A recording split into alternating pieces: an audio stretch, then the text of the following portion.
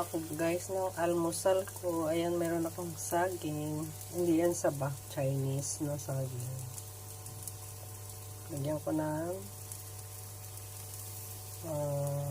butter. Itong harina at saka itlog. Yun lang. Tsaka konting asukal. For my breakfast. Ayan.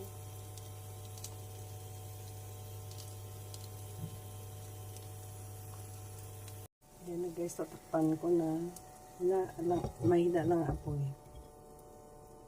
Ayan. Nasa 3 na lang. Kanina ano siya, nasa 1,000. Nilagyan ko lang siya ng olive oil. Para hindi dumikit sa ilalim. Ayan. Later. Yan ang ginawa ko guys na almusal ko. Yan, merong ano dito si blueberries. Kuha ko konti. Tsaka banana. Meron ng apple. Let's eat. Tapos meron akong kape. Kape na tayo guys. Bye!